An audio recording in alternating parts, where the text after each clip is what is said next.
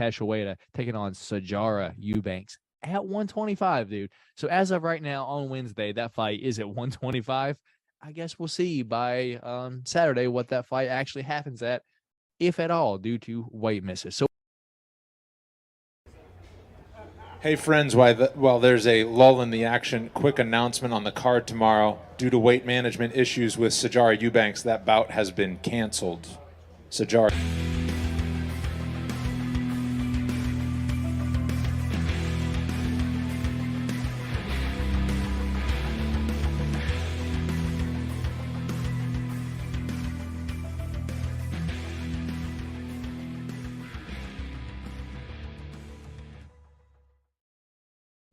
oh yeah, look who's live. Can you hear me, Dorian? Make sure everything's all right. Make sure we're loud and clear over here. How are we sounding over here on my way? You're good, man. You're good. This is our first live show. This is the Golden Octagon MMA podcast. I believe this is number 55 now, 56, something like that. I have it in the title and the thumbnail, but our first live show, man. So don't say anything you're going to regret at a later point, because I can't edit it out. You know, I'll have to remember myself as well. Really, we're doing this because we want to be able to communicate with the fans. You know, we've had a lot of people reach out to us and ask if we're ever going to do a live show. So here we are. We are here to talk about, if you guys give me just a second, my first time doing this. So on today's show, we are going to be talking about this past weekend's UFC fight night.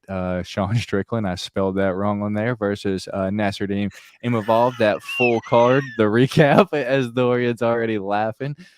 We got the UFC news and fight announcements. There is a lot this week, man, and there's some big news to talk about. And then lastly, closing out the show, we will be talking about UFC 283, Glover Teixeira versus Jamal Hill, our picks, our preview, and we're going to give you who we think should win the fights, if you will. So, dude, I wish we could see comments. I don't know where they're at. I don't know if they're going to be on here or if I'm going to have to go actually onto the live stream itself. So give me just a second if you want to say what's up to everyone that's tuning in, dude. We got a few live viewers, dude. Yeah, wanted to see if Papa Chuck was going to be in the comments this time. I was going to maybe try to give him a proper shout out, but yeah, like I said last time, I wanted to give him a shout out. You know, dude kind of no showed on me, and ain't heard too much from him since. So nah. He responded on the video after we called him out, but he didn't do it live. So. Yeah, it's all right, man. So far, no live commenters or anything like that. But if you guys do want to say what's up to us or have a question for us, just shoot us a comment, and I think it pops up on the screen, or maybe I have to click it. I'm not sure how this works, man. This is my first time using this. So let's not waste any more time, man. Let's jump into this show, which is this past weekend's fights, which was Nasruddin Imavov taking on Sean Strickland, man. And let me just bring up the actually, I don't have that one ready, so I'll pull it up right here on my phone real quick. So I'm gonna give you guys the results real quick, and then have to cover some definite business because it is necessary. So the fights, the results as are from prelims to main card. Damn, dude, I'm fucking nervous. I apologize. I'm everywhere. The first fight of the night was Charles Johnson taking on Jimmy Flick. Charles Johnson did get that first round TKO. Dan Argueta versus Nick Aguirre. Dan Argueta does get the third round. I say the third round decision. He does get the decision when Alan Nascimento submits Carlos Hernandez in round one. Mateusz Raumbetsky gets the decision win over Nick Fiore. Abdul Razak Al Hassan knocks out Claudio Ribeiro in round two. Javid Basharat gets the decision over Matheus Mendonça. On the main card, we got Umar Nurmagomedov gets the first round TKO over Hani Barcelos. Raquel Pennington gets the decision over Ketlin Vieira. Roman Kopylov gets a second round TKO over Punahele Soriano. Dan 50K Ige gets the second round knockout over, I guess, Damon Action Jackson now. And for the main event, Sean Strickland does get that the decision in all 5 rounds over Nasruddin Imavov, dude. So before we go any further, dude, I feel like we do have to handle some definite business because last week, dude, our picks, the 3 we did pick on was 50K Ige, Ketlin Vieira, and what was the last one? Punahele Soriano versus Roman Kapilov. Those 3 fights. And I gotta admit, dude, it felt good to hit you with a clean sweep this week, dude. You went 0-3 against my 3-0 this week. Immediate thoughts on that? Yeah, the MMA guys is trying to have you, starting the year good, trying to give you some good mojo going into this, but, and, just trying to give you a comfortable start. I don't want you to get too dispirited just yet, so, I'm gonna build you up just to bring you back down. So we still got plenty of time. We're gonna clean up this weekend. Do you know what you went for the week, or do you need my help real quick? Nah, I know what happened. I seen. All right, no. Just your total fights for the week. You got 7 of 11 correct. So you got 7 right and 4 wrong. And your boy over here went 9-2 this week, dude. So I got 9 fights correct and 2 incorrect. So did y'all see the $100 3 pig leg parlays? No, I got to be honest, man. I do not have a Reddit. I wonder if I just. Oh yeah, click that right up there. Wheeler Allen has a. Did y'all see the $100 3 leg parlay bet post to Reddit? I don't, dude. I got to be honest. I've maybe been on Reddit one time in my life, and that was just because Google sent me there. I'm not on Reddit too much, man. Was it James Krause that was on there placing the bet, or trying to recruit, trying to get some lawyers on the side so he could try to fight this case? Yeah, man. So just real quick, takeaways from the card as a whole. I put this down in my phone because I feel like it was necessary, dude. If Charles Johnson does not start selling merch, dude, that's like a mullet wig, like fucking mask where he can puts it over his ears, dude, I should be on Charles Johnson promotion team, dude. I know that's your guy overall. I know that, but as far as the fight night, like if you're talking about like maybe like the card as a whole, for us to have, I guess, 3 weeks off from UFC at that point, a little bit of a sleepy night overall. Like it wasn't like the most exciting, but good to see some fights back. But a little bit of a slower fight card to say the least. He had some action, then he had some slower fights, but I guess it's good to kind of get back into the motion of having fights every Saturday too. Like you can't forget the Claudio Haberio's cornerman, like, hey, the whole time, dude. And yeah, can't forget that, and then can't forget the post-fight press conference from Abdulrazak Al-Hassan, completely going on just a completely just anger-filled tirade, just fuck you, Joaquin Buckley, you're a bitch, and I'm gonna fuck you up, you're a pussy. Can I say that? I'm like, what? What are you like? Where did this even come from? Like, but yeah, that really surprised me. Yeah, dude, it's for sure interesting, dude. A lot happened.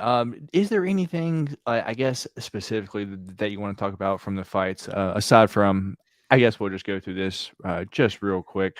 At the weigh-in, I just want to point out real quick that I think that maybe Nasruddin Imavov maybe swayed me with how big he was. Even though he was 10 pounds lighter, dude, he was still a lot bigger than Sean Strickland. Did that surprise you at all? But I guess come a fight night, it really didn't make a difference. No, it really didn't sway me much at all. Because I felt like that Imavov was going to have a little bit of the size advantage. Now, Sean Strickland's still a big dude himself with his frame and everything, and I thought really the biggest thing which played into the fight was really going to come down to the pace of Sean Strickland going into the fight more than the size of anything. Imavov hasn't really been known to have like that much power in his strikes, so I knew that wasn't really going to bode too well for Imavov if he was going to have to get into a dogfight with Sean Strickland, and that's really what Sean Strickland made it, in my opinion. Oh, Sean Strickland was throwing those straight arm bombs the whole time, yeah. And I think he really learned from the Jared Cannonier fight. You know, I think a lot of the criticism coming from him in that fight was that he wasn't really putting his foot on the gas enough in certain situations. And I remember his coach Eric Nixick just like literally begged him in that Jared Cannonier fight, "Hey, keep throwing that teep kick up the middle. You're landing that kick." And for some reason, he just stopped throwing it in the Cannonier fight. Whereas, you know, the Imavov fight, he just kept throwing it at Imavov just to keep Imavov guessing on, you know, what kind of shot was coming next. And I noticed that Imavov kept trying to do like the Alex Pereira left hook. Like, okay, like I understand, like you might be able to land it a little bit. You're not Alex Pereira, dude. Like you're not going to land that left hook and put him out. So try to maybe go to something else, because I think he went to that left hook one too many times, and Strickland started seeing it after a while and really started countering on the shots and just put on his typical Sean Strickland pressure. Yeah, man. Just every punch is a jab for the most part. So 50K Ige, dude, second round TKO over Action Jackson now, dude. And I guess my final sweep of the night for you. Surprised at all that we got the return of 50K? I don't want to say I'm surprised that I think, you know, and we were kind of speaking to what he had been capable of last week. You know, I had mentioned that he hadn't really beat any top fighters. But we have known him to be a fun fighter as well. You know, coming into, you know, some of his fights, he's been, you know, win or lose, he's had a lot of action in him outside of the Movsar Voya fight. And for Damon Jackson, I just thought really the speed advantage, you could see that the speed advantage was all on Ige, and he was able to kind of dart in and out, even with the height advantage being on Damon Jackson's side. Dan Ige was really able to get in and out for the most part and land them crushing blows, and was finally able to get him out of there late in the second. Yeah.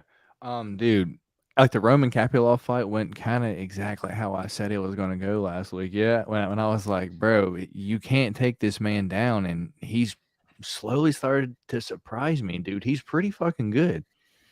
Yeah, no, he's definitely sharp, and he's got some great kicks as well. And that jab that he was throwing to Puna, I mean, man, he was throwing that jab, and it was super crushing. Like it sounded like a lot of people's like overhands, the way he was landing that jab. And I think he really started to frustrate Puna, and Puna really just couldn't find his range. He kept throwing like just big winging punches, and Kapilov just kept, you know, using his footwork, dancing around them, kind of similar to how I was saying he had that Wonder Boy kind of footwork, kind of bouncing in and out real good. I think he really just frustrated Puna and got him exhausted there in the second round.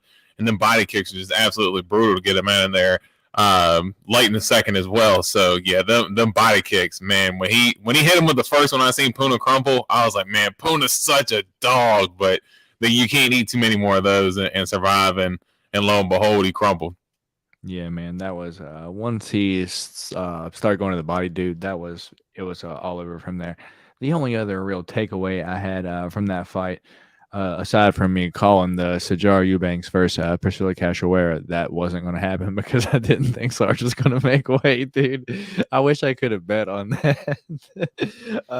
The only other thing that I want to talk about is where's my hat at, man? Where's my hat at? Cousin Umar, man, yeah. I got a light in my hand now too. Cousin Umar, yeah. Oh, so you were just trying to get like the pale skin like they got too, right? Crush is hot. I mean, I'm not too far off, man. Let's be real. Crushes Hani Barcelos, man, with that dude destroyed him, yeah. Yeah, and that was definitely a parlay buster of mine when that ended up coming up. Why is Sam Ram? Man, I don't know. We'll get into that. We'll get into that fight card here in just a little bit, and because I'm definitely interested in that fight. Yeah. But yeah, no, I'm sorry. Who is it we were talking about? I read that Moreno comment. Umar over. Jordan's got ADHD, and he's gonna get. If I pop these up on the screen, dude, I absolutely do, because I'll end up reading it, and I'm like, huh? But no, dude, I parlay buster because I had Umar by decision and like pretty much damn near all the parlays I had, and man, then I thought it was the knee, and I was like, man, that knee didn't even look like it landed. But when you see the replay, he ended up throwing the left hook behind the knee, and it was such a perfect left hook. Barcelos didn't even see it coming. Like, he's kind of stepping back away from the knee, and that left hook just absolutely crushed him from Umar. And do you notice that all those guys in that same camp, like, they celebrate the same way? Like, they do this thing, like, they pump their arms and they do one big jump. Like, they're just like, oh, like, him and Islam literally celebrate the same way. They go like this and they do one jump and then they scream and then they're done. And that's it. Oh, well. They just had to get the rest of it out, man. Did you have any other parlay busters this past weekend before we jump into our news and then talk about this upcoming weekend's fights?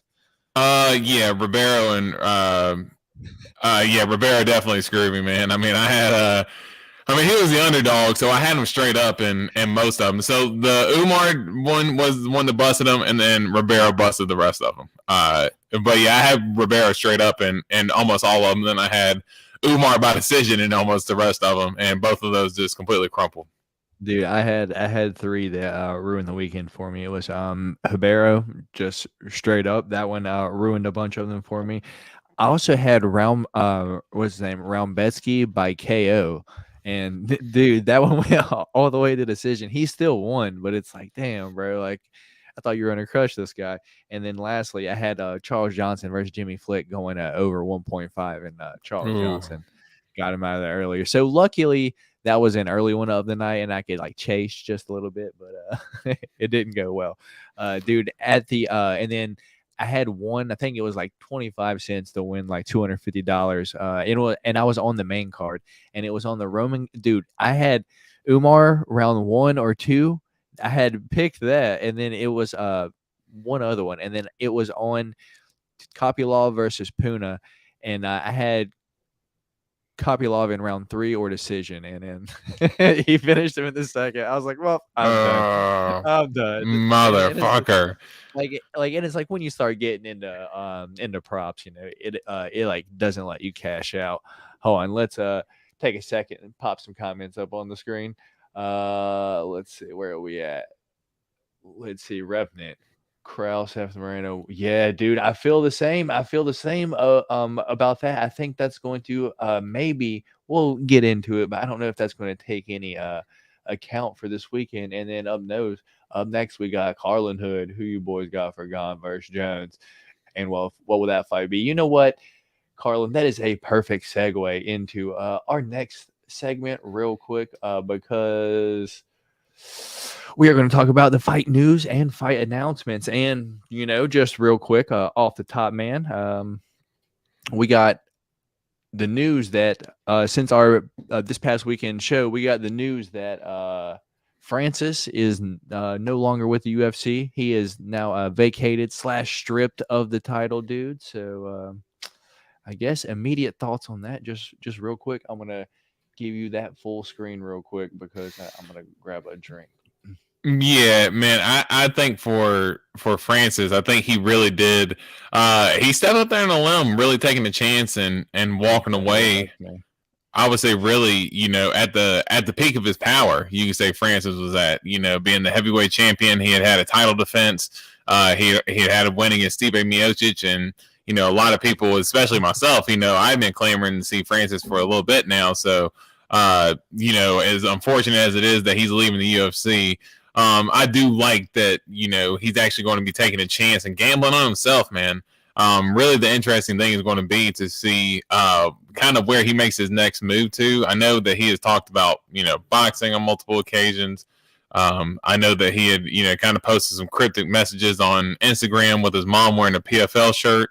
So as far as exactly where he goes, you know, we still have a lot of time before that's determined. But congrats to Francis, man, for, you know, just taking a chance on himself, taking a gamble. And, you know, it sucks we might not see him in the UFC here soon or if ever again. But congrats to him on taking a chance on himself and doing the damn thing. Yeah, and in the downfall of all of that, dude, we get a fight, I guess not a fighter photo leaked, a photo leaked of T-Mobile Arena, the banner on the outside that says Jon Jones versus Cyril Gane, March 4th, dude, and for the heavyweight title. I sent it to you, and you're like, dude, I don't believe it one single bit. But here we are, man. It has been announced. we'll jump on into the fight announcements real quick.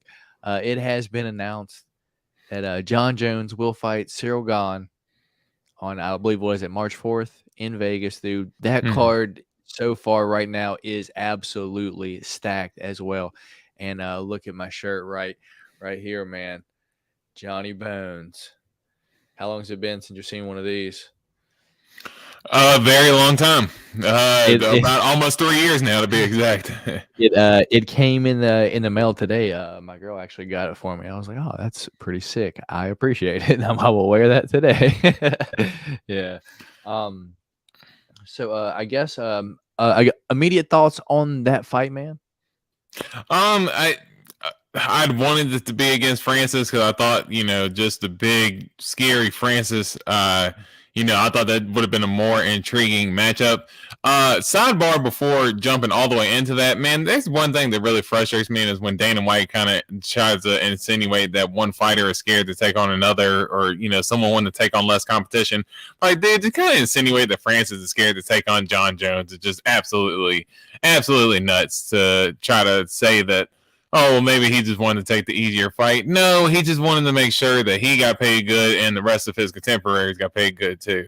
So I don't think there's anything wrong with that for Francis' side. But as far as the matchup with Cyril and John goes, man, I really think that there wasn't going to be too many fun matchups that you could have put with John Jones at the top that really at this moment made sense. Maybe if Ty had won, he kind of brings an exciting style. I really think Cyril Gane, he's such a smart and cerebral fighter. I'm not going to expect fireworks from this fight. But first, I need to see this fight actually happen. I want to save this clip for when that weekend finally rolls around and to see if the fight actually does still happen. Because there are 2 fight announcements that have happened on that card I believe earlier today, and we can get into this fight announcements as we go. I don't want to spoil them, but there's been 2 more fights that have been announced on that card, 2 more title fights that have been announced. So I think that's kind of extra security for the UFC to say, hey, maybe if this top fight doesn't happen, we still have 2 fights on the card. So I still do want to wait and see if it actually does happen or not. I'm still being skeptical of it until I actually see Jones inside the octagon and fighting. And speaking of those other 2 fights, dude, we do have Amanda Nunes versus Irene Aldana targeted for that same card, and Valentina Shevchenko versus Alexa Grasso targeted for that card, dude. How crazy is it that we have basically 3 of my favorite fighters in different divisions, dude, all fighting for titles in one night? It's gonna be like a blessing for me, dude. I'm like, what is this? Oh, you're going to be on the edge of your seat, probably nubbing at your fingernails until you're nubbing at like the top of your knuckles because you're going to be too freaking nervous to watch them. But man, I was really surprised that they made the Shevchenko announcement as soon as they did, because I know Shevchenko kind of came out last week calling out all the girls in the division saying, hey, I've been ready to fight. I thought I was going to fight in December. I've been waiting for an opponent this whole time and nobody wants to come out and try to fight me. So to make that turnaround that quick, the UFC must have been like, hey, Alexa, we need to pay you pretty good if we can go ahead and get Valentina a fight. Don't really like Alexa's chances in that fight, but as far as that Aldana and Nunes fight, now, if Nunes does tend to keep it standing, man, Irene's boxing is pretty dangerous. So that's going to be a pretty interesting matchup to see kind of how that unfolds. You would think that Amanda would probably try to lean on her wrestling a little bit more in that fight, but Irene definitely has some power and she brings some danger to the fight. So she's definitely a live dog in my opinion, and that's a pretty good fight. I think there's 0 chance that Amanda Nunes keeps that standing, dude. I just think she's gonna shoot on her. Yeah. I mean, I could definitely see her shooting on her.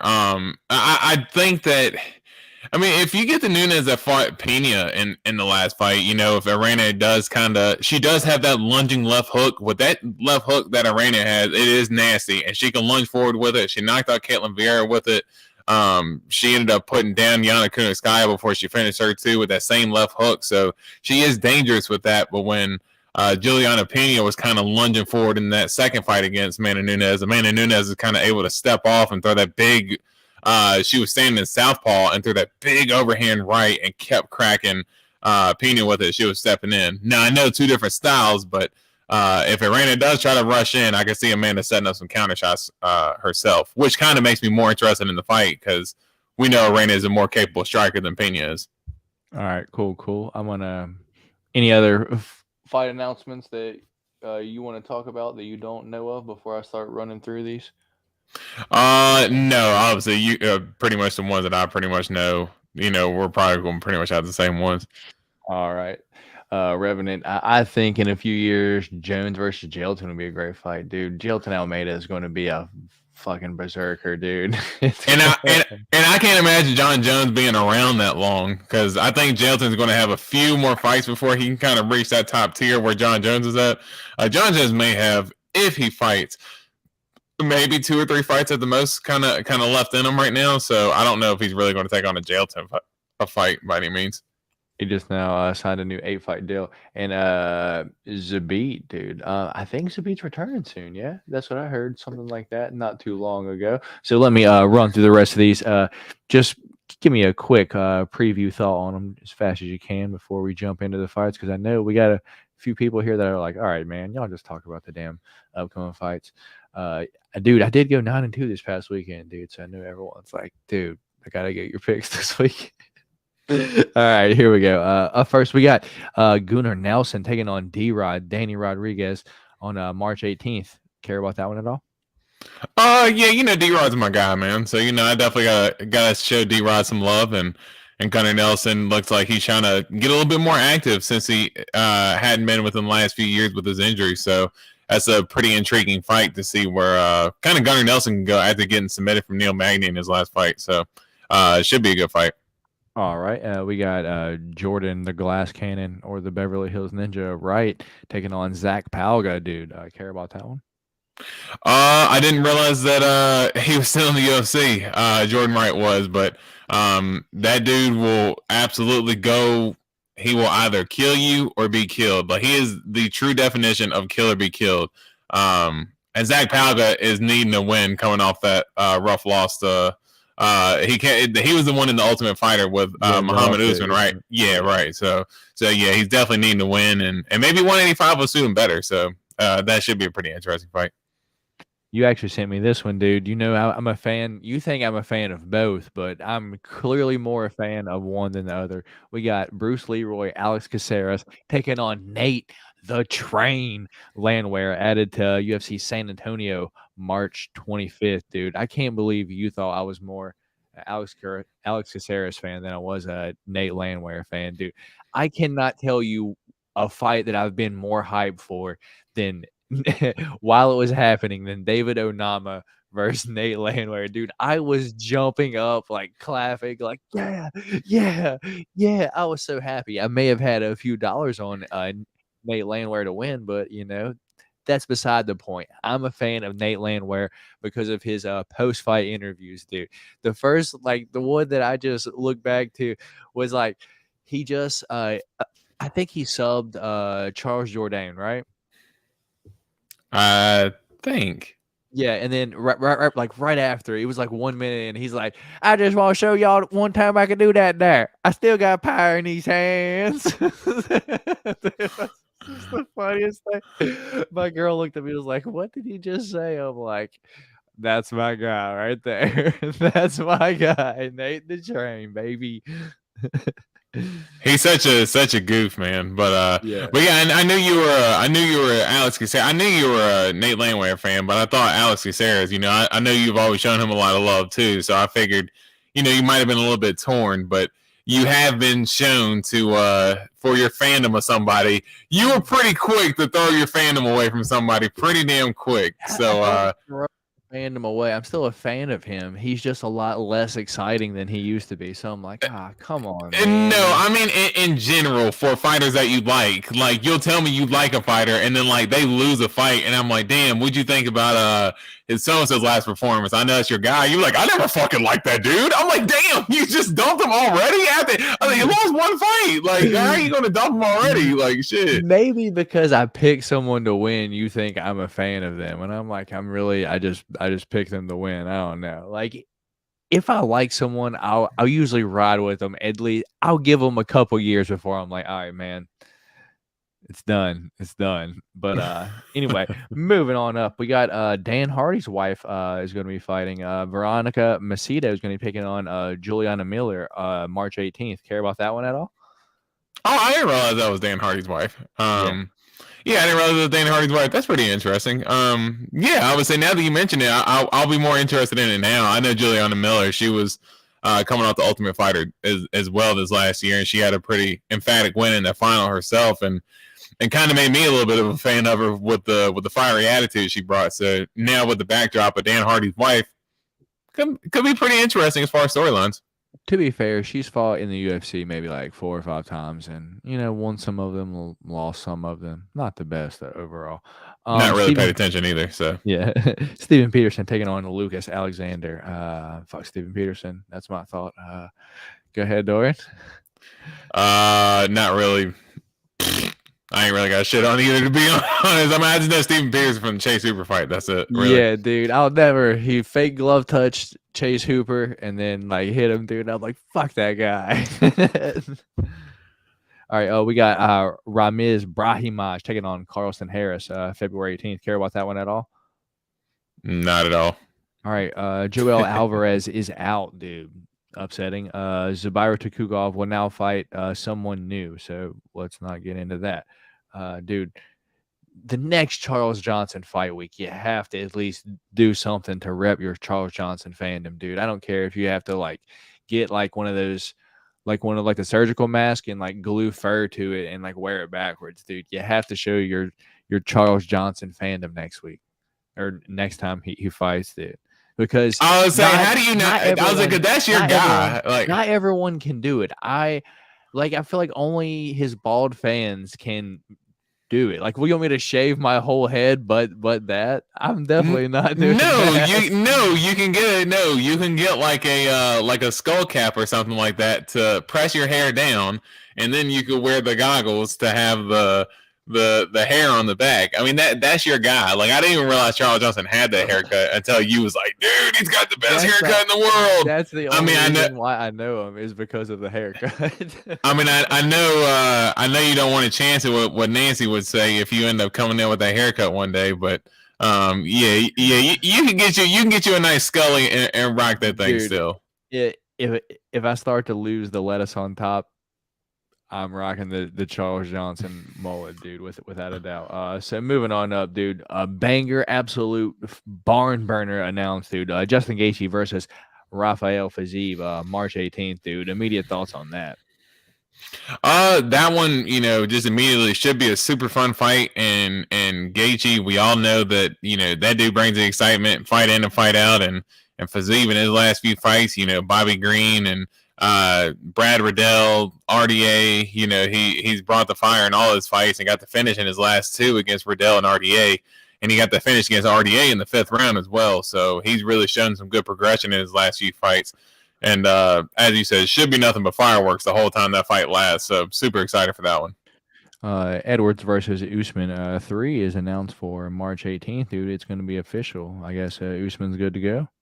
Doesn't seem too good because I feel like he was just in a cast a few weeks ago, man. Man, kind of off and on. He's kind of had like these hand issues. I don't know if it's kind of more for kind of maybe recovering from like splints or something like that in his hands that he gets, but he is known to wear the cast on his hand. I remember when him and Masvidal had that kind of run in at I believe it was one of the pressers that the UFC had when Usman was standing in the backstage and he had the cast on his hand as well during that altercation. So he is known to have that thing on a lot, but if he's taking the fight, I got to imagine that he's thinking to himself that he's going to be okay to take it. All right. We got Carol Hossa taking on Norma Dumont, aka the dump truck driver. April 22nd. Care about that one? Just the unloading of the dump truck. That's about it. All right. Muhammad Makayev going to be taking on Rafael Filho. I don't know. I think. Oh, this dude was on It almost looks like the Contender Fialho. Series. The Contender Series. The dude from the Contender Series. The 125 dude. If you've seen him, you'd be like, oh, I've seen him. That's going to be March 18th. So Muhammad Makayev, March 18th. Also, when I said that, I think that's the London card, which pops into my head. I think Patty's got to have surgery, so I don't think Patty's going to be fighting on that London card in March. So I know they're going to be missing out on that one. Yeah. Yeah, but maybe you could bring Meatball back too, since she had that kind of bummer loss against Aaron Blanchfield. Maybe match her up against the Can, get her back, and get her getting that crowd fired up. Hell yeah, brother.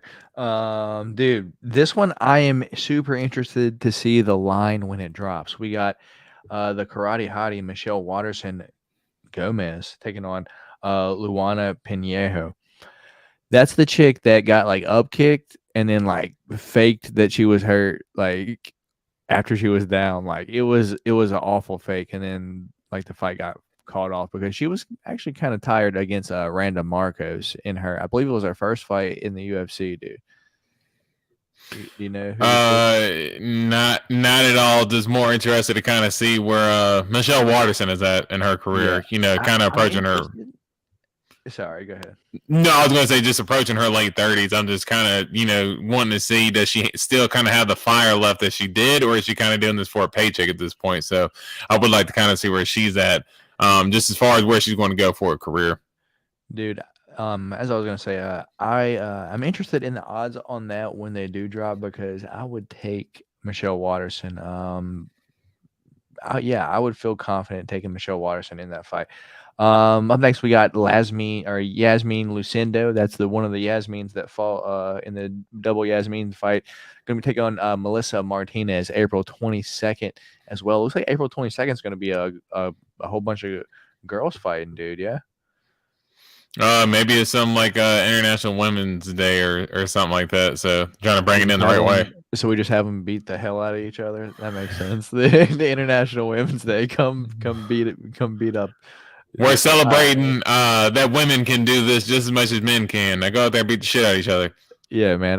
Ignacio Bahamondes taking on Nicholas Mota, UFC 287, April 8th. Care about that one at all, or any thoughts on that?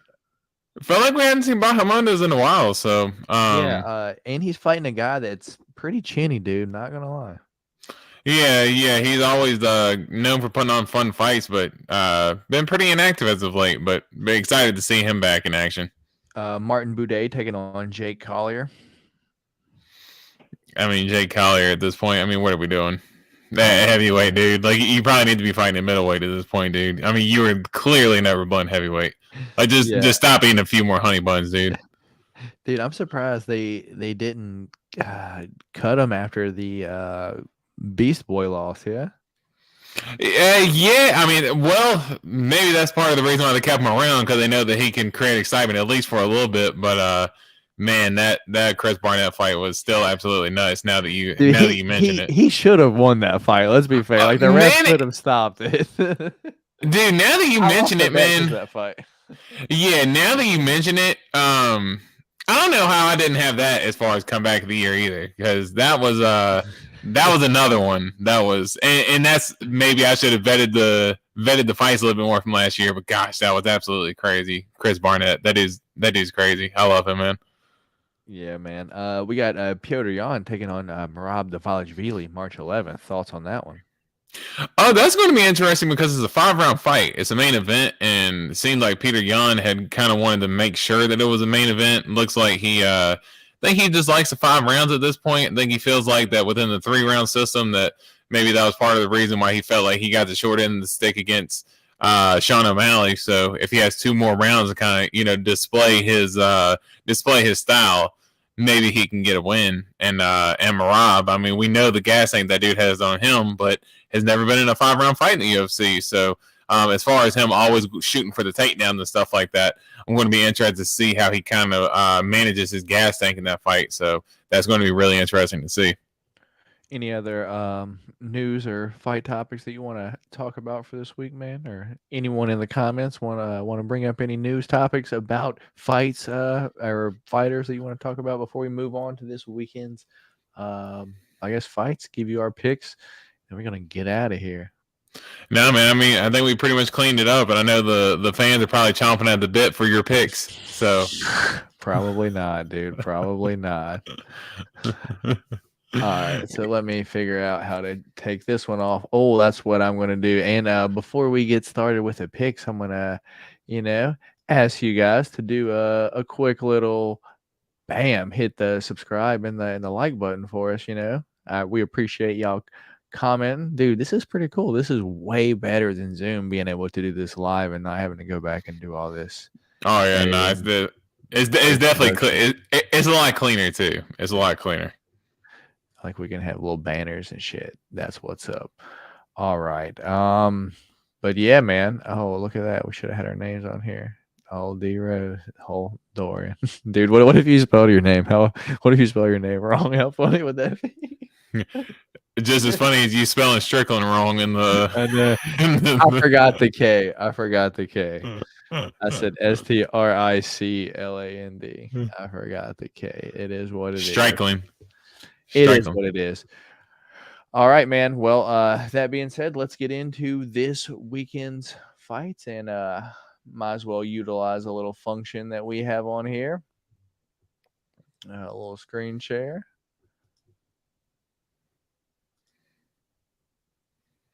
Clickety, clickety, click. Sorry for the pause in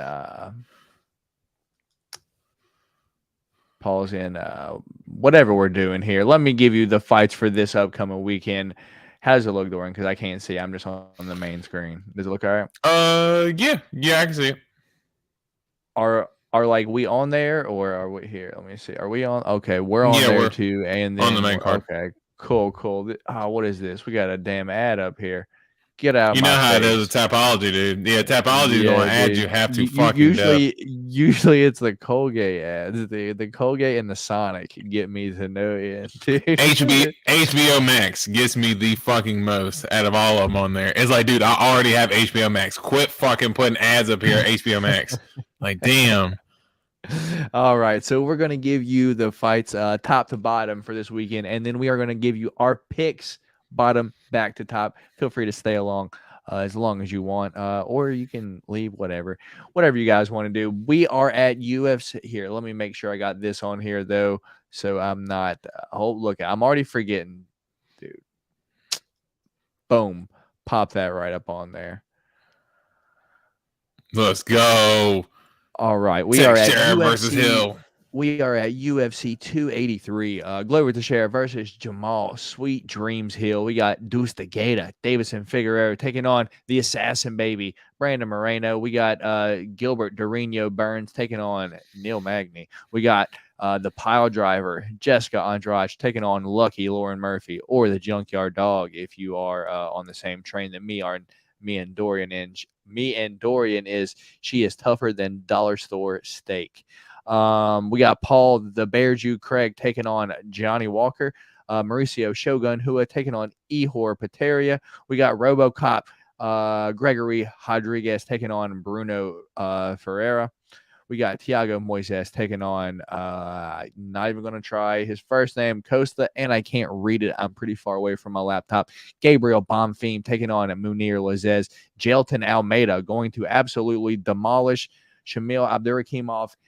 If it happens, dude, because this fight has fell off a shitload of times now. So if this fight happens, Jailton Almeida is going to get that dub. But we got Terrence T-Rex McKinney taking on Israel Bonfim. Worley Alves taking on Nicholas Dalby. Josie Ann Nunez, she's back, D. She's back. Going to be taking on Zara Farn. Luana Lacerda, or that's it. What is it? Luan Lacerda is going to be taking on Cody Stamen. And the opening fight of the night is going to be Daniel Marcos taking on Simon Oliveira, dude. So we have a shit ton of fights. What is it, 15 altogether, dude? Yeah, looks like it. Gee dang, dude, 15 altogether. So I guess we'll start right here, man. And look, I don't gotta ask you nothing. I don't gotta do anything. We got everything right here, dude. We even got odds right here, dude. Pretty solid, yeah. Oh, nice. So look at that. We got dude, I should really get closer to my damn laptop. We got Well, that's the only thing. It's a little far out. That's the only thing I can say. yeah, I think that's my issue. We got Daniel Marcos taking on Simon Oliveira. I believe two UFC newcomers. Yeah, I'm not familiar with either one of these guys. How about you, man? Did Simon Oliveira fight? Oh, we got old Joe in here. Did he What's fight? up, Joe? Tony Gravely? Yeah. He fought Tony Gravely. Simon Oliveira did. I remember him. I believe Marcos is a. I do believe Marcos is a new UFC comer, but I do remember Simon Oliveira losing a decision to Tony Gravely last year. Yeah, I got to be honest. Neither one of these guys ring a bell. But if you ask me, let me just take a look real quick. We got 13-0 taking on 18-4, dude. Number 6 bantamweight in Peru taking on the number 102 bantamweight worldwide. This is in Brazil. So let me just check. Is this guy Brazilian? I'm gonna guess he is because he's Oliveira. Yep, of course. Dude, I feel like maybe the Brazilians are maybe just gonna roll like the Englishman did over in the UK. I might ride with the more experienced guy, dude. How about you? Are you gonna ride with Oliveira or Marcos? I'm gonna go Oliveira. I want to ride. Let's go Marcos. I've seen Oliveira lose. I hadn't seen Marcos lose yet. He won his one fight under Zuffa in the Contender Series last year. So I think he'll come in fired up, no UFC jitters, and Simon Oliveira's already kind of tasted defeat in the UFC. Let's go Marcos. All right. So our first different pick of the day, we're gonna try to have 5 for y'all. We did have 4 last week. We counted 3 of them. I clean sweep the old D Rose, and I went 9-2 for the week. I only got 2 fights wrong this past weekend. So I'm gonna pat myself on the back for that one because I don't think many other podcasters are out here going basically 85% on their picks for the first card of the year. So up next we got Luan Lacerda taking on Cody Stamann, dude. Cody Stamann minus 330 favorite, dude. Plus 260 for the Brazilian, dude. Brazilian 12-1. Cody Stamann 12-5-1, dude. So pretty interesting odds. 5'6" taking on 5'7". One, obviously they're both 135, dude. The Brazilian got about close to a 10-inch reach on Cody Stamann, yeah. Yeah, it looks crazy to see. But he is a UFC newcomer as well. Cody Stamann's still the massive favorite, dude. So I got once again, I don't know anything about Lacerda here. I'm only gonna know something about Cody Stamann. But dude, the issue is I've seen Cody Stamann get subbed a few times by stuff that it's like, come on, man, you're in the UFC, you shouldn't be getting hit. You shouldn't be getting guillotined, dude. You should know what the defense is for a guillotine if you're in the UFC, dude. So kind of concerns me against an undefeated Brazilian guy that you know what he's going to do. If Cody Stamann stays on his feet, kickboxes him, I think he'll win. That being said, dude, I gotta think that's his game plan. Stuff to take down, kickbox him, dude. I'm going Cody Stamann. How about you?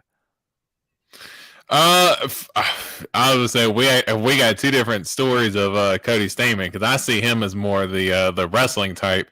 I know he got the knockout against. He is. That's the thing. Yeah, he's going to use his the wrestling for defense and not go for the takedown.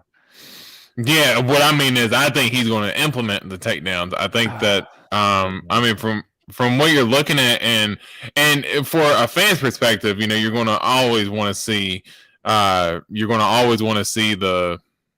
the action, but I could see Cody Stamann also going for control and just trying to get a win as well. I know that, before that last Eddie Wineland fight, he was kind of talking about getting in his own head and kind of going back and forth and, not really being settled in on a lot of his fights, where I think this time, after that fight, he started to gain a little bit more confidence in his ability. And I think we can see a unanimous decision here from Cody Stamann. All right, so we're both on Cody Stamann there, yeah? Yeah. All right, cool. So, dude, you were talking me in a circle there. I was like, is he going to pick Lacerda or no? And then you ended up with, I think, Cody Stamann. Yeah, no, not the UFC newcomer, not against Stamann. Stamann's pretty seasoned. All right. If he got subbed, wouldn't surprise me too much. But let's get in to the people's main event right here. We got Josiane Nunes taking on Zarah Fairn, dude. And so Josiane Nunes 9-1, dude, won her last 5. Zarah Fairn, I think this has to be. Yeah, that makes sense. I was like, this must be her recent fights. Lost her last 2 in the UFC, 350 dog. Fighting out of France. She's 36, dude. Josiane Nunes, 29. Dude, 5'2 versus 5'8. Josiane Nunes at a big reach disadvantage here, dude. That being said, I got Josiane Nunes like round 1 knockout, dude. She's like the 145 version of Jessica Andrade with no neck, dude. She just comes like this, just swinging, dude. Like, it's the craziest looking thing, but when she connects, it is chef's kiss. You're like, hell yeah.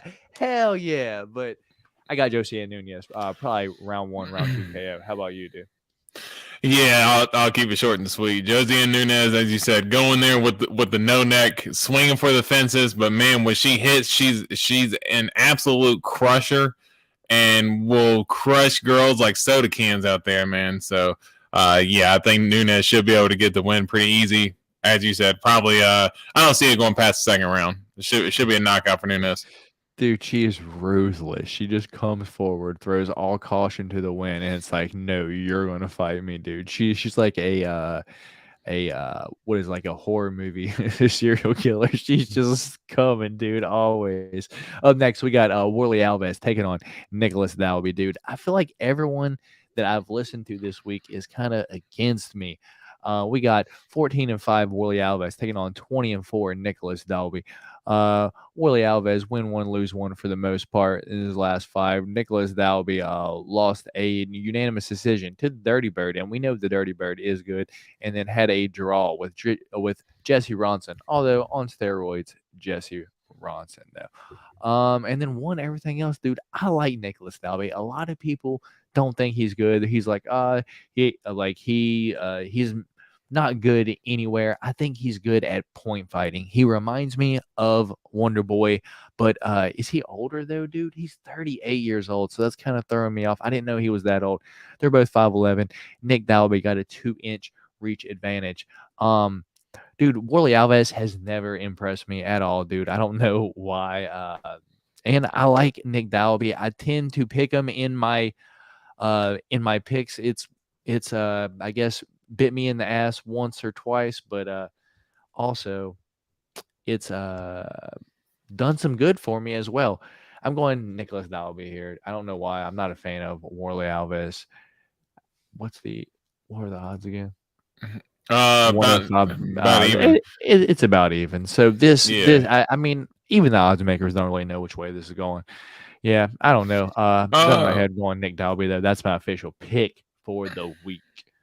Man, I thought if he had to put a gun to my head, not having any prior knowledge, and you had to ask me the age of these two, I would have had the ages reversed. I absolutely would have had the age reversed. He was that old. I thought he was in his early 30s. Like, well, and I thought Warlley Alves was every bit of 40. I absolutely thought he was 40 plus, and I was like, man, it's about time for him to retire. And you look, and he's only 30. He just turned 32. Like, what are we doing? 3 days ago. He literally just turned 32. So I feel like he's been in the UFC for like 19 years now, and he's like literally just turned 32 years old. So But Nicholas Dalby, I feel like his big thing is that he's always been given credit for having a draw with Darren Till early in Darren Till's career, but never really lived up to that. I guess kind of what the expectations kind of held him up to that point. But I never thought Dalby won the D-Rod fight either. You know, I'm a D-Rod guy, but it went down to a split decision. D-Rod absolutely. I mean, it was a clean sweep, 3-0 in my opinion. It was crazy that Dalby even got the decision. And as you said, Warley Alves is known to win one, lose one, and he's coming off a loss to Jeremiah Wells, who Jeremiah Wells is an absolute tank. We know how good that dude is. That dude can knock you out, submit you. Jeremiah Wells is an absolute crusher. Just crushed Court McGee. Yeah, exactly. And Court McGee has only been knocked out once in his career before that too. So, and now, but Warley Alves is also a savage. When he gets into his moments where he's throwing big uppercuts and big body kicks, like man, he can really hurt some dudes and get them out of there. And I think Warley Alves a little bit more aggressive. I like Warley here. All right, we're going to have our second different pick of the day right there. I'm going Nick Dalby, Dorian going Warley Alves. So up next, if we can get this to load, looks like it's going to take a second on me. We got T-Rex Terrence McKinney taking on Israel Bonfim, dude. And, dude, if you are fighting Terrence McKinney and I don't know who you are, I got to go against you. I do know that this dude was on the Contender Series with his older brother. There were two brothers on the Contender Series. I think they both got signed in the same night, dude. But the only person been able to stop Terrence McKinney in his pretty much since he's been in the UFC, since before the Contender Series on that Sean Woodson fight was Drew Dober, dude. And he gave Drew Dober a fit in that first round, dude. You don't see Drew Dober rocked or stumbled often, dude. And Terrence McKinney had him stumbling all over the octagon, and he was rocked, but he kept going to, he hit him with a knee, and then he kept going to the knee, and then he gassed himself out. So if he can have a better IQ going into this fight, dude, I got Terrence McKinney by pretty much any way possible in the first round. I got T-Rex over here. Which way you going? Man, I think from betting wise, I mean, for it to be that tight, I would expect for Terrence McKinney to be a much bigger favorite than what he is. And he's actually, what people don't realize, that he's actually a sneaky decent wrestler. He's got a couple of submission wins on his belt, under his belt as well. And I believe he was like an all-state wrestler in high school or something like that, he has said. So he does have a little bit of a wrestling background, and we know the explosive strikes that he comes with. First round finish, I'm not too sure, but I do think that he can get it done before the final bell, and I think T-Rex wins. Dude, that's the only way he wins is in the first round. In the first 30 seconds, Terrence McKinney. Dude, he's an absolute savage, though. All right, so we're both going Terrence McKinney there? Yep. All right, moving on up. Well, dude, my mouse is this damn Apple mouse, so when I scroll on it, it scrolls the wrong way. Up next, god damn it, there we go again. We got dude, the second people's main event, the only one that I swear to goodness, if any of you pick this fight wrong, you should stop picking fights. I'm gonna say that. And Shamil Abdurakhimov is gonna win, dude. Dude, this should be the easiest fight to pick for the night. Am I right? We got 17-2 Jelton Almeida taking on 20-7 Shamil Abdurakhimov. And I'm gonna remind you that Chris Dawkins sent this dude spit flying. So if Chris Dawkins is able to crush this dude with definite ease, imagine what this monster in Jelton Almeida is going to do, dude. A minus 1,000 favorite Jelton Almeida going to get that dub this weekend. Am I right? Yeah. I mean, it shouldn't really be too much to it. Even if Jelton doesn't get the submission, should get the TKO. If he gets outside the first round, I actually would be surprised. So Jelton should be able to get the win pretty easy here. You didn't have much to say. You're like, yep. No, I mean, there really isn't much to say. I mean, Jelton should be able to run through him. It should be easy work. I bet he throws a kick and then shoots a takedown. Front kick, takedown, dude. In every one of his fights, that's how he starts. Yep. Pushing them back to get them off balance, shoots in, takes them down, and it's literally all over. All right. So up next we got the older brother, the undefeated brother, Gabriel Bonfim taking on Munir Lazez, dude. I gotta be honest, dude. I know Munir Lazez was this is the dude that who He was beat Abdulrazak Al-Hassan, and he was throwing like those weird ass elbows yeah, but when he there's fought a him.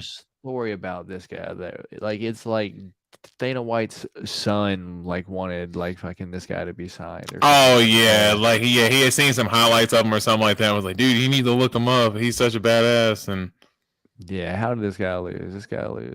This guy lost the Warley Atlas by body kicks, ground and pound, and then beat Angelusa, dude. Angelusa's not the worst fighter in the world either. Beat Abdul Razak Al Hassan. Yeah, dude. he just hadn't been super active. Is his big thing. This guy won on Contender Series, and then he was at LFA. I don't really know a whole lot about Gabriel Bonfim. Gotta be honest. But dude, 13-0, dude. They got the same experience. I'm gonna go with the 13 and dude. He's 10 years younger and more experienced, dude. I'm going Gabriel Bonfim, the older. I don't know if he's the older or the younger brother. I believe he's the younger brother, 25 years old, dude. Got to go with him being 13-0. Which way you going?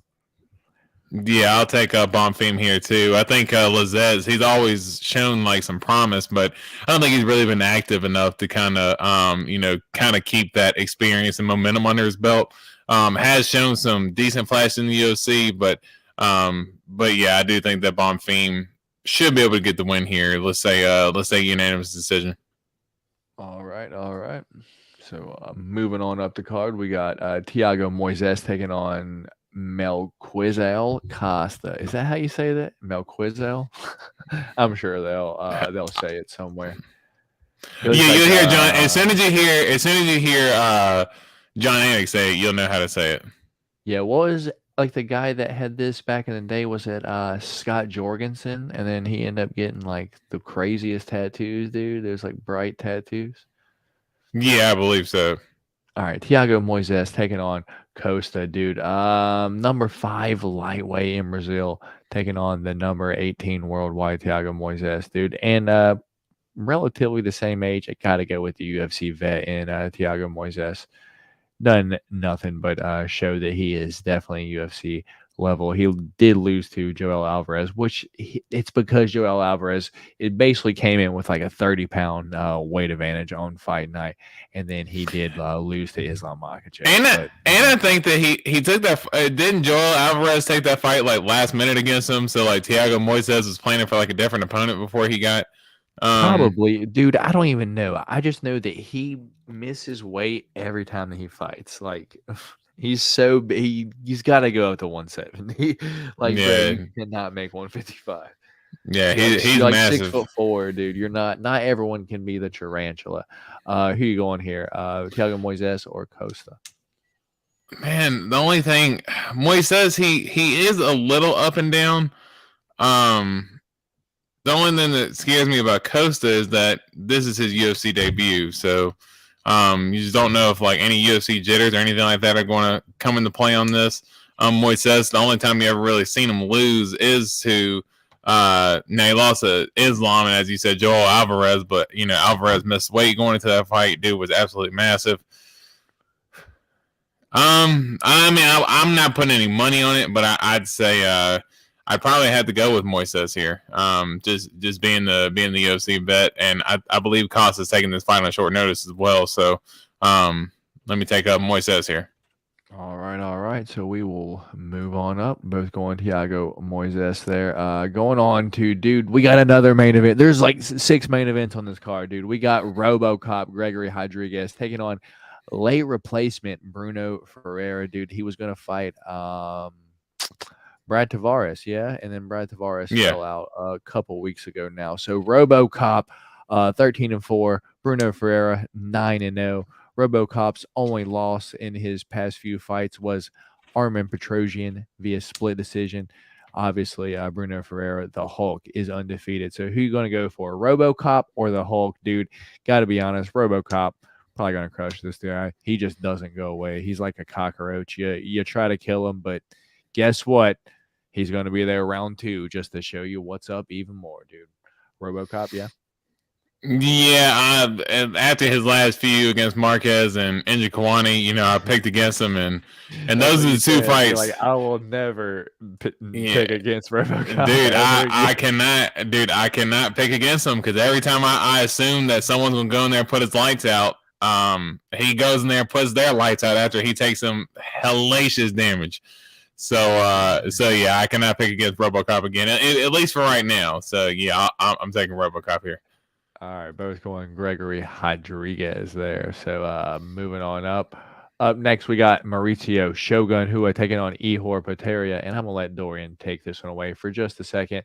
Dude, I have to run downstairs so I can grab some water real quick. Let me set up this for you. Yeah. Set this up real quick, and I'll run downstairs. Yeah, so one of the things, I'm a Shogun Rua fan, so one of the things that annoys me kind of going into this fight is that they're sending him out in front of Brazil, what will likely be his last fight, which I think a lot of fans probably would have wanted him to have retired a little bit ago. But no, he's still fighting, sadly to say, and he sent him out against a young savage like Ihor Potieria. And I think that Ihor Potieria, he had the fight against oh fuck, I can't remember his name, dude who Carlos Ulberg just knocked out, but yeah, Potieria had that fight against him, and he ended up gassing out in that fight and ended up getting finished. But Shogun has just looked so slow in his last few fights, and as much as I love Shogun, just that quick reaction time that he used to have, he used to be a savage counter fighter, just doesn't have that same explosive ability that he had at one point in his career. Chin's completely gone. You can just see his face just look shot worn when you look at him. Just all the damn scar tissue puffed up in his damn face. Looks like a blowfish a little bit now. And yeah, man, I think Potieria should win this. Should win it pretty easy, to be honest. Dude, it just worries me that Shogun can take him down and hold him down because he doesn't have the best wrestling in the world. Like, I think the UFC kind of is giving Shogun a small chance. Ihor Potieria should win via KO early in round 1. But, dude, it's not an unwinnable fight for Shogun, but I'm picking Ihor as well, dude. Yeah, definitely here. I'd love to see Shogun win, but definitely up fighting an uphill battle here for Shogun. Yeah, I'm surprised he's only a minus 200 favorite. Yeah, how do you like those odds? 41 years old versus 26, dude. Come on. I think a lot of that just has part to do with inexperience, and I just recalled Nikolai Negumereanu. I just recalled the name. Even that he lost to Nikolai. I think a lot of people probably just thinking, he lost that fight to Nikolai when he was a favorite in that fight. Maybe he's not that good. So. All right, so we're both going Ihor there, yeah? Yeah.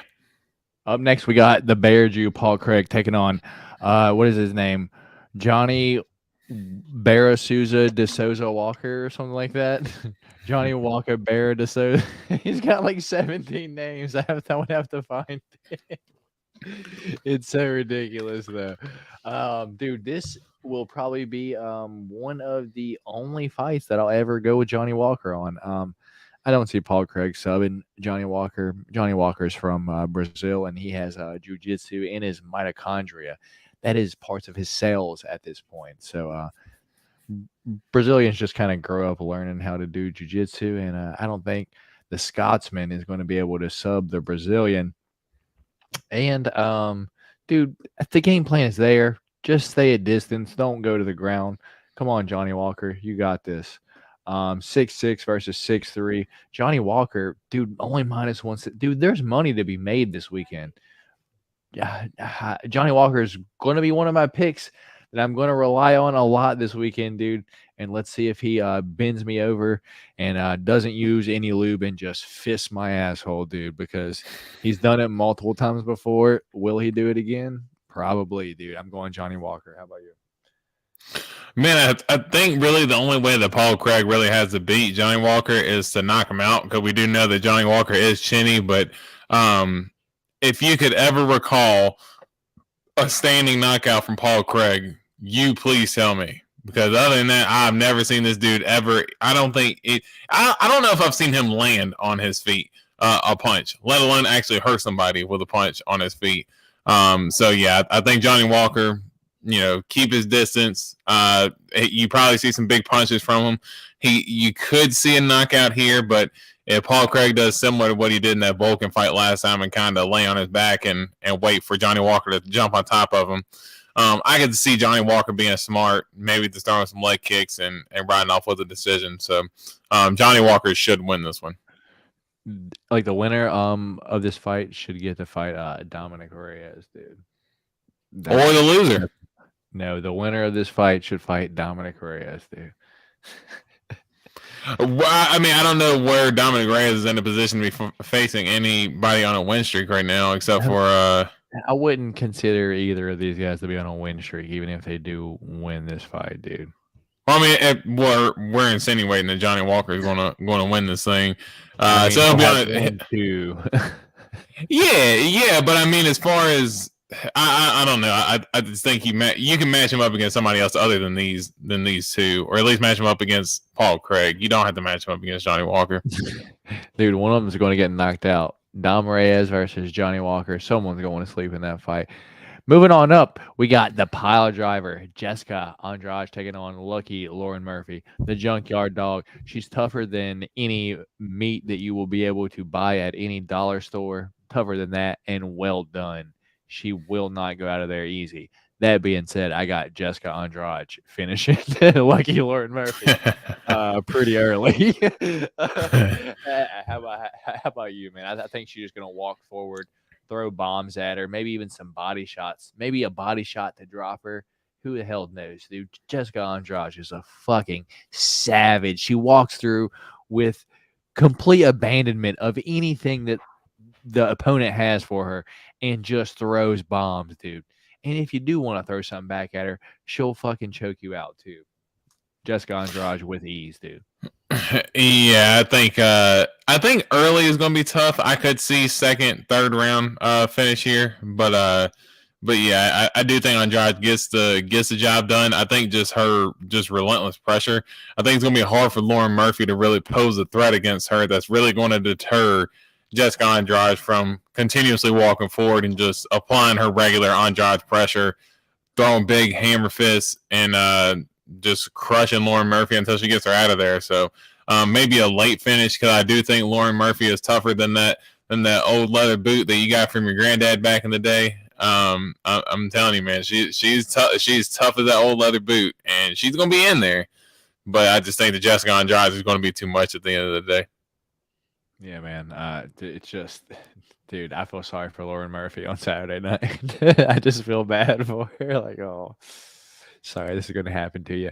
Moving on up, we got Dorino Gilbert Burns taking on Neil Magny, dude. And I think people are giving Neil Magny a lot more credit than what, I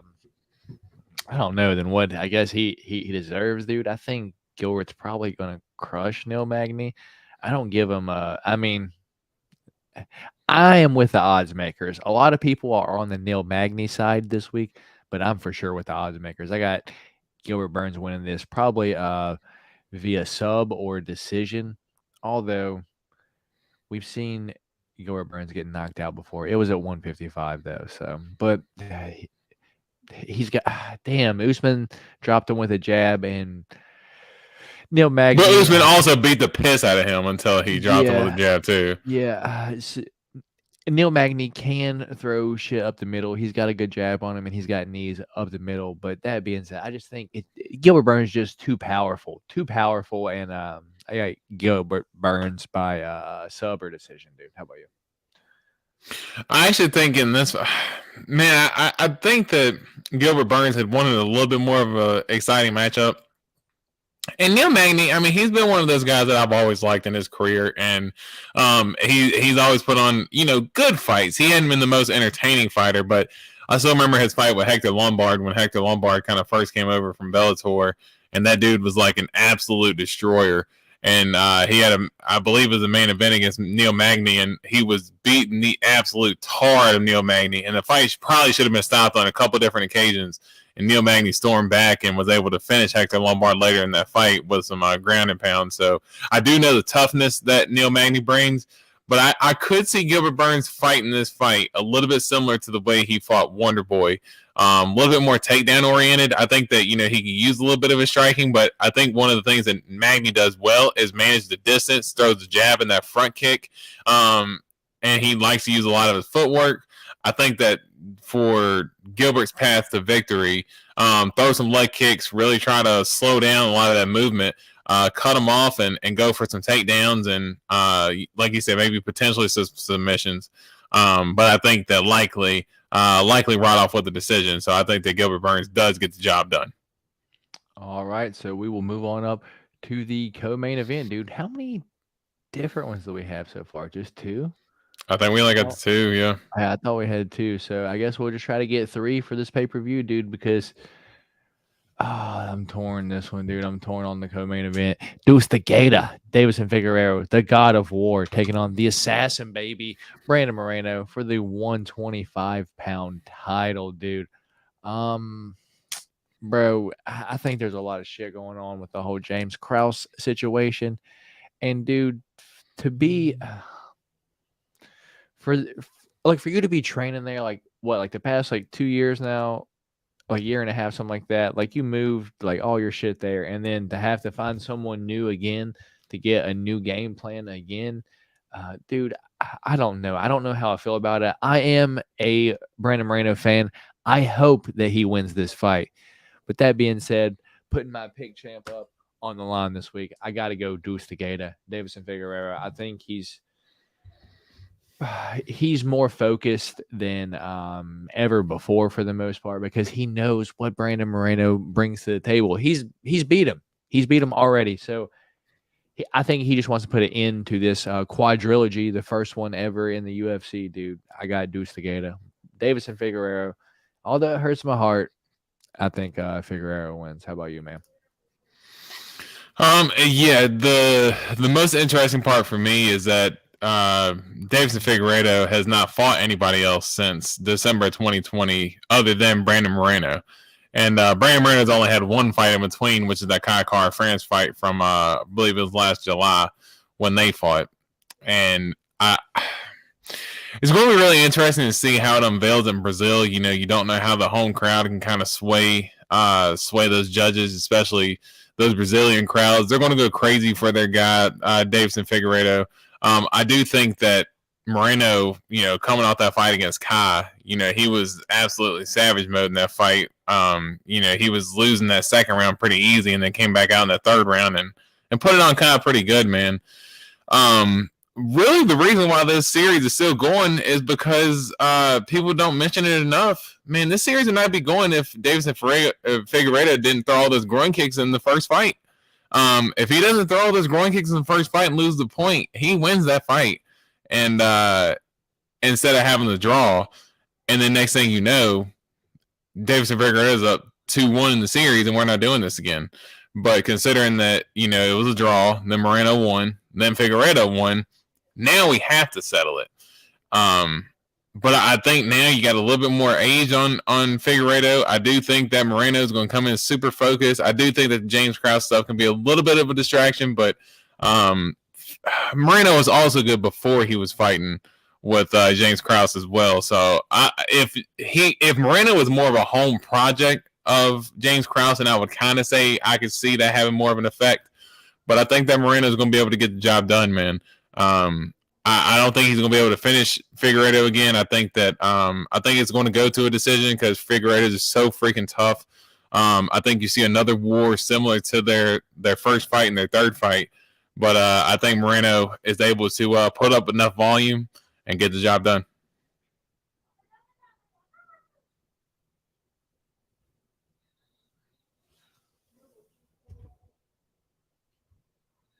Dude, I all of a sudden cannot hear you. I have no idea what just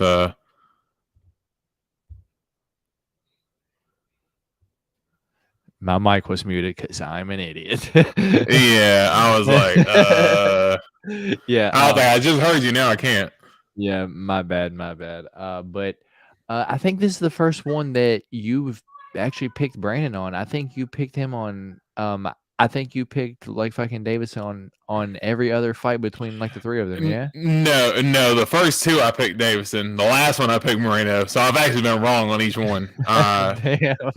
So yeah, for this fight, just go opposite of me, and you'll likely you'll pick the winner.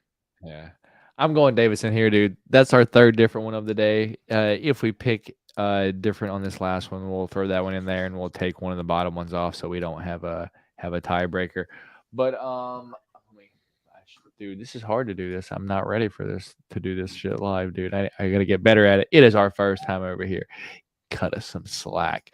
Our main event is for the 205-pound title, light heavyweight division between Glover Teixeira and Sweet Dreams Jamal Hill. 33-8 for Glover Teixeira, 11-1 for Jamal Hill. That lone armbar to Paul Craig, which he does to a lot of people. Plus 105 for Glover Teixeira, minus 125. Slight favorite for Sweet Dreams Jamal Hill. 43 years old for Glover Teixeira, 31 for Jamal Hill. 6'4" versus 6'2". Jamal Hill with a 3-inch reach advantage, dude. I've been going back and forth on this fight all damn week, dude. I could fully see Jamal Hill coming out there and just dropping Glover Teixeira, finish him off early, dude. These two T-Rex and Jamal Hill, dude, are the same fighter to me, dude. Aside from like Jamal Hill not really showing any of his wrestling or anything like that, they both hold the same power to me, dude. The power in their hands is ridiculous. But dude, we saw Paul Craig pull guard on Jamal Hill and just break his arm. If Paul Craig can do that, I think that Glover Teixeira is going to be able to just outlast the power, walk forward, I guess RoboCop style, not go away, get him down, and eventually just beat him up, sub him, dude. I'm really stuck on which way I'm going to go here. I'm going to pass it to you, man. Which way you going this week? I'm torn, dude. We already have our three different ones. I'm torn. I don't know which way to go. Yeah, no, I mean, I could definitely see, I could definitely see how you're going back and forth because there's advantages you can kind of take from both fighters to see how they could absolutely win the fight. I mean, if you look at Glover, his last few wins before he had that loss a year were all fights that he had basically rallied in. He rallied in the Anthony Smith fight after Anthony Smith put it on in the first round. He ended up rallying against Thiago Santos after Thiago Santos put it on him for a little bit. He rallied against Iwan Cutelaba when Cutelaba was rocking him for the first round. And, that's kind of been Glover's run here when he was able to capture the title. And then for Jamal Hill, just that pace that he really fights with. I mean, it's a very unorthodox pace because he does tend to have a lot of forward pressure, but it's very I don't know. He keeps his hands kind of positioned weird, but they just come from weird angles, and he just carries a lot of power in those shots when he lands. I do think Glover, though, man, he's flirted with danger a little bit too much in his fights here recently, and I think that eventually ended up catching up to him in that Yuri Prochazka fight. I just think that he was playing with a little bit too much danger as far as taking shots, and taking a lot of risks that he probably shouldn't have. Hence the guillotine.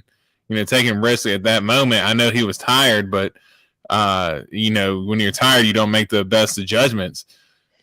Man, I just don't know if that's going to bode well for Glover in this case if he ends up getting tired and making a bad decision because Jamal Hill, even if you've seen that Thiago Santos fight, Jamal carries that power even later in the fight. And if you're asking me, man, Jamal Hill is definitely one of my favorite fighters. I think that Jamal Hill can get the knockout, and I think he will. I think he knocks out Glover Teixeira, and I think he sets up a title fight with Yuri Prochazka, maybe at the end of the year, maybe November, December. But I think Jamal Hill gets a win here. Let's say about second or third round knockout. All right. That being said, dude, just for the fun of the game, because I was torn, dude, and I could clearly see this going either way.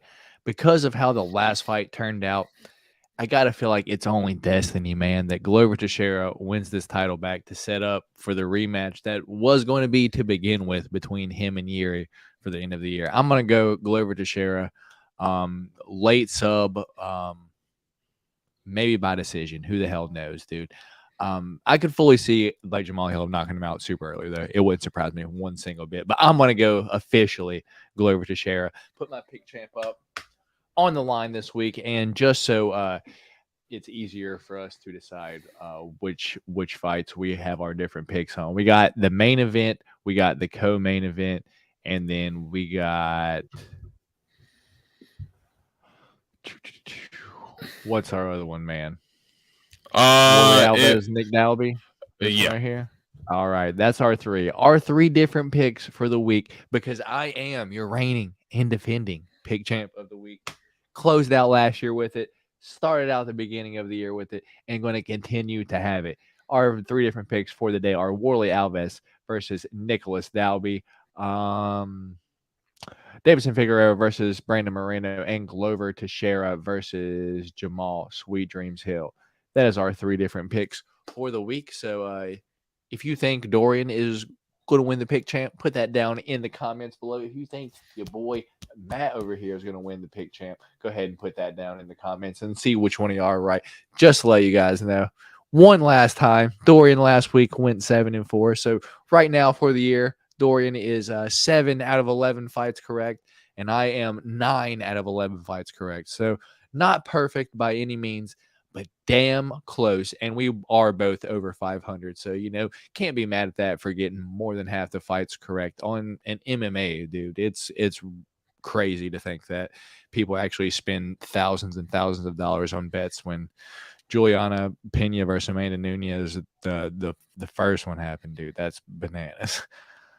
Oh, let me tell you a crazy parlay, and I know this is kind of off just because you mentioned it. There was some NFL action over this weekend, and the Los Angeles Chargers were up 27-0 against the Jacksonville Jaguars, and at that point they were like I believe they were minus like 2,800 or something like that favorite, and there was a guy who ended up putting a bet on the Chargers, a live bet. While they were up 27-0, he bet $1,400,000 on a return of $11,000 to win, and the Chargers actually ended up blowing the lead, and they lost 31-30. And that dude bet $1.4 million to win $11,000. To win $11,000? He bet $1.4 million to win $11,000. And the Chargers end up losing the game, and the guy bet $1.4 million for nothing. That's got to be the dumbest bet in human history, dude. Who bets a $1.4 million to win $11,000, dude? Like, what are you doing with your life, dude? There's other ways to get $11,000 if you have $1.4 million, dude. That's so crazy, dude. Could have given it to me. I could have given him $11,000 if he had to give me $1.4 million. I mean, I could have made that math really easy for him. So just closing out real quick this week, man. Any bets that you want to take note of real quick? I'm going to pull up my FanDuel myself right here just so I can take a look. I have two parlays right now, a 14 leg and a 12 leg. I got $1 on each of them, so don't expect to win either one of those. I don't really have anything right now. How about you? Yeah, I hadn't done too much deep diving in the bet, and I usually don't try to. Here lately, I've been trying to wait until at least the weigh-in, so that way I can get a little bit more of a feel. Because the last couple of ones, I tried to jump in a little bit early. I've burned myself with a couple of times. Yeah, but at the same time, you have to, like, you have to get that line movement too, dude. Because, dude, Umar was minus 200 at opener of that fight last week, and then he fucking closed at like minus 800, minus 900, something like that, dude. Well, obvious fights like that, then yeah, I mean, you obviously want to try to take advantage of a line like that, but in ones that we're kind of more back and forth on, I don't want to necessarily jump in there too quick and then end up getting bit in the ass, like especially like with T-Rex, like we're not too sure about that one. I don't want to jump in too early on a fight like that, especially if I don't know how him and old dude size up. Dude, and I hate that we don't have props yet. What the hell? It's Wednesday of a pay-per-view, dude. Why don't we have props yet? This is bananas, dude. Yeah, it's a little crazy. I mean, you got props on looks like Unlike the main card. yeah, but I'm trying to take T-Rex round 1 or 2, you know? Yeah, you're probably not going to get those till maybe late tomorrow or maybe like early Friday. Yeah, as far as the Yeah, prelims go. yeah, just some stuff that I would keep an eye on. Gelatin Almeida round 1. What is that going to open at? Gelatin Almeida round 1. It is Gelatin Almeida round 1 is minus 220. So if you want to get some better odds, that's not minus 1,000. Gelatin Almeida round 1 is minus 220.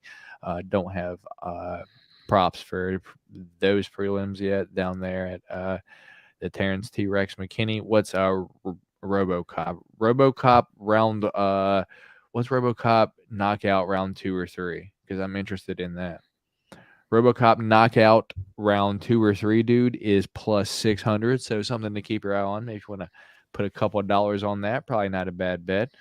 What is Johnny Walker by decision? That's interesting. Johnny Walker by points is plus 750, dude. Right. Johnny Walker That's by not points is plus 750. that's not too bad. Yeah, No. that's better than what I would have anticipated. But is Johnny Walker by KO is minus 135. Johnny Walker by points is plus 750. So odds makers think Johnny Walker's going to KO Paul Craig. Yeah, I mean that's how Paul Craig loses a lot of his fights, so that wouldn't be surprising. Plus Johnny Walker does carry a lot of power as well, so wouldn't be too surprised. Jessica Andrade by KO is plus 170. Her by submission is plus 550. Her by points is plus 140, dude. So Jessica Andrade by finish is better odds than her by points. So that's kind of surprising to me. Do the odds makers think that Lucky Lauren Murphy is just going to outlast Jessica Andrade? I mean they could be thinking that, you know, especially with it seems like the odds are kind of reflecting that.